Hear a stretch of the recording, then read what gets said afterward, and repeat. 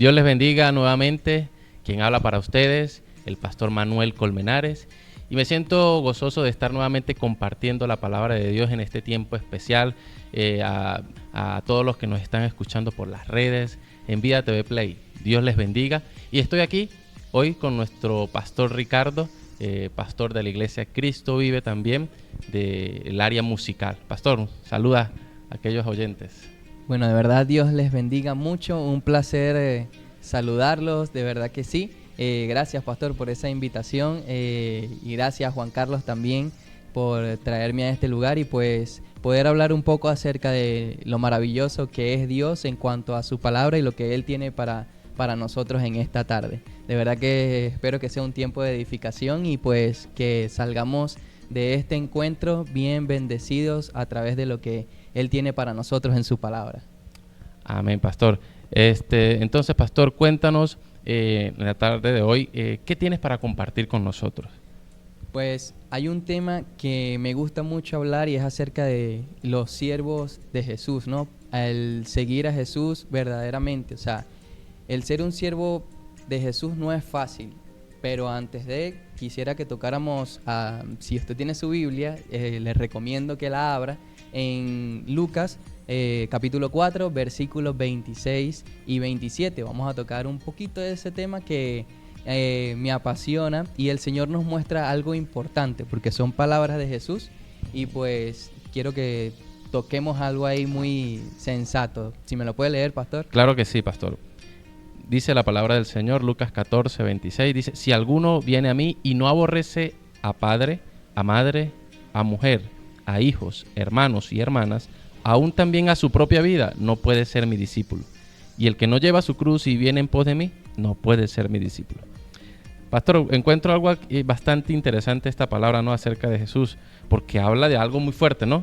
Sí. De aborrecer, de dejar a mamá, de dejar a papá, o sea, palabras fuertes. Háblanos acerca de esto que quiere decirnos Jesús. Sí, algunos a la primera lectura, el hecho de leer esa palabra en cuanto a aborrecer, pensarán en que quizás sea como dejar de amar o quizás hasta odiar, pero en realidad no es así. Aquí el término lo que se refiere en sí es a amar menos.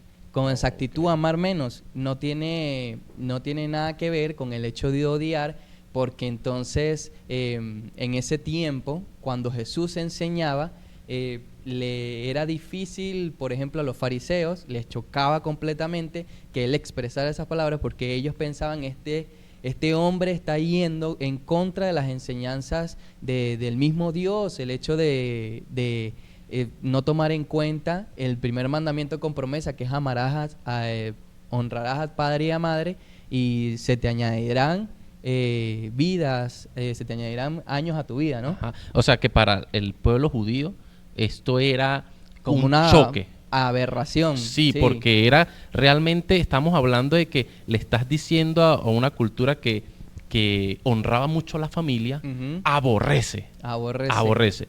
Pero entonces ese término aborrecer no se refiere a odiar. No. Lo que se refería el Señor Jesús era exactamente a amar menos. A eso era lo que se refería nuestro maestro. Nuestro maestro enseñaba al pueblo, en este caso a los discípulos, que para seguirlo, para poder ser su discípulo, tenían que entender que tenían que amar menos a su mamá, a su papá, a sus hijos, a sus hermanos. ¿Por qué? Porque el hecho de servirle al Señor, servir a Dios, no era tarea fácil, porque, le pongo un ejemplo, a veces estamos, como el maestro lo ilustraba, que estaba un señor todo golpeado, un judío golpeado, y venía un maestro de la ley y pasaba y no hacía nada, no lo ayudaba, venían otros y no lo ayudaban. ¿Quién vino ayudándolo? Un samaritano. Alguien de buen corazón. Entonces, que es lo mismo, o sea, a veces tenemos pruebas en la vida cotidiana en las cuales nos pueden golpear en cuanto a nuestra familia, a nuestras esposas. Algo muy sencillo que es para nosotros bien difícil hoy en día es que nos toquen el bolsillo. Ajá. ¿Sí? si nos tocan el bolsillo y vemos a alguien con necesidad y a veces se nos hace tan difícil socorrerlo y soltar para bendecir su vida, para nosotros es complicado porque de repente viene a nuestra mente esa circunstancia de que el dinero que tengo para la semana, este es el dinero que yo tengo para pagar el colegio al niño. O Y sea, a es veces difícil se nos soltar. hace difícil. No, pastor, y también pudiéramos colocar otros ejemplos que resulta ser que de repente la esposa en ese sentido se encuentra entre 3 y 2 porque su esposo no es cristiano. Dígame. Su esposo no es cristiano y él quiere compartir con ella los domingos y ella quiere ir al culto. Sí. ¿Qué hacemos en esa situación? ¿Cómo hacemos en esa disyuntiva, en ese 3 y 2 que a veces nos vemos? ¿Cómo les decimos a las esposas? ¿Qué le está diciendo el Señor Jesús a esta esposa que está luchando con esta situación? Pues en este caso el hermano, el esposo, tiene que comportarse como un líder y pues dar el ejemplo. Al principio siempre va a ser un choque porque es difícil, pero como buen hijo de Dios, ahí es donde empieza a aplicarse esa palabra y no dejarla de amar, pero entender que Dios es primero e ir a la congregación, ir a congregarse, porque la Biblia nos enseña no dejando de congregarnos como algunos tienen, por costumbre. Entonces, porque ahí, al reunirse con los hermanos, se halla la bendición, vida eterna, como lo expresan los salmos, hay armonía, ¿sí? Si uno no se edifica, entonces, si uno no aprende de la palabra de Dios, no nos congregamos, no nos fogueamos en ese momento, entonces, ¿qué le vamos a enseñar a nuestra familia con esa actitud?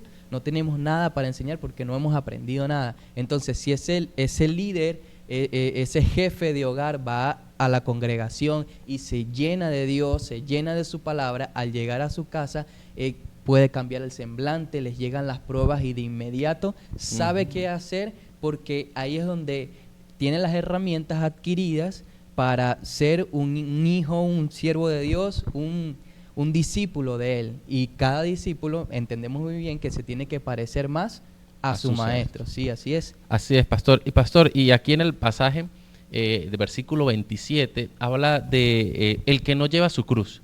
¿Qué significa esto de que el que no lleva su cruz? Fuerte esa declaración, porque solamente el maestro sabía lo que él iba a pasar. El maestro sabía que iba a pasar oprobio, rechazo. Él iba y hacía milagros y por supuesto que a los fariseos no les gustaba para nada eso. ¿Qué significa la cruz con exactitud? La cruz significa rechazo, la cruz significa oprobio, la cruz significa hasta vergüenza. Entonces, cada vez que pensemos en ese pasaje en el cual el Señor nos aclara que aquel que quiera ser mi discípulo tiene que cargar su cruz, tiene que entender que delante de la sociedad vamos a pasar eso precisamente, oprobio, rechazo, no solamente la sociedad, en el lugar de trabajo, en el lugar de estudio, vergüenza, vamos a inclusive estar avergonzados, porque pasa hoy en día, sí pasa, que cualquier cosa que hagamos por lo más mínimo, porque sabemos que en el cristianismo es un proceso en el cual vamos avanzando poco a poco, ¿sí? Pero a medida que uno esté caminando por la calle y Dios nos libre y nos encontramos en un lugar en el cual no debemos de estar, ¿qué es lo primero que dicen? Y eso que es cristiano. Entonces, ese señalamiento, ese rechazo, esa vergüenza, porque a veces pasamos vergüenza, tenemos que estar firmes aún en medio de eso para demostrar cuánto amamos de verdad al Señor. Sí, es lo mismo que dice el Señor allí en Filipenses 2, que dice que Él no escatimó ser igual a Dios como cosa que aferrarse, sino que se despojó para venir a llevar la cruz. Sí, exactamente. Es decir, pastor, el cristiano debe pasar ciertas incomodidades para a veces bajarse del trono donde está, de la comodidad donde pueda estar, para poder predicar el evangelio como Jesús lo hizo. A veces hay que pasar incomodidades, es lo que uno... Sí, es exactamente eso, o sea, el Señor se despojó de su divinidad, de su categoría, de su rango, para venir a ponerse el delantal, colocarse en ese rango de siervo y venir a servirle a otros, a hacer milagros, bendecir a familia, multiplicar panes, peces, para bendecir a multitudes, e inclusive la comodidad para un cristiano es tan grave porque en los primeros capítulos de Hechos de los Apóstoles habla de que ellos estaban muy cómodos entre sí. Ajá. Por eso Dios permitió en ese momento que hubiese persecución, para que entendieran que ellos no tenían que estar simplemente en un solo lugar, sino que tenían que salir y expandir las buenas nuevas. Así que puede ser una advertencia para nosotros también, el hecho de que si estamos muy cómodos tenemos que estar pendientes, porque si alguno Parece que no decide- estamos llevando la cruz. Sí, no estamos llevando la cruz. Y No si es- alguno en realidad quiere ser un siervo de Dios, tiene que aprender a llevar la cruz La cruz de del Cristo. oprobio, de la vergüenza, del rechazo, para exaltar su nombre, exaltar su grandeza, y que se manifieste en nuestras vidas realmente que queremos servirle al Señor, que Amén. queremos ser sus discípulos. Bueno, pastor, de verdad que sí. Muchas gracias por esta hermosa palabra. No sé si quieres añadir algo más a esta hermosa palabra que nos has compartido en esta tarde. Que simplemente es difícil. La vida en Dios no es nada fácil, no es un lecho de rosas, ¿sí? Y si lo vemos así, recuerden que las rosas tienen espinas, Ajá. pero es una vida que para cualquiera vale la pena. Para mí vale la pena servir al Señor, vale la pena vivir para Cristo, vale la pena exaltar al Señor con lo mejor que le podamos dar a través de nuestras vidas y la vida de nuestras familias. Bueno, ahí escucharon la palabra del Señor y espero que haya sido de bendición este tiempo especial para todos ustedes, que si están luchando allí con esa cruz, están luchando como que ¿qué pasará? Mi familia me rechazará. Recuerden, priorice primero al Señor, lleve la cruz, no importa cuán pesada sea, el Señor se agradará de tu servicio y sacrificio. Así que Amén. nos despedimos en este tiempo especial y un fuerte abrazo a todos los que nos están oyendo y que Dios les bendiga.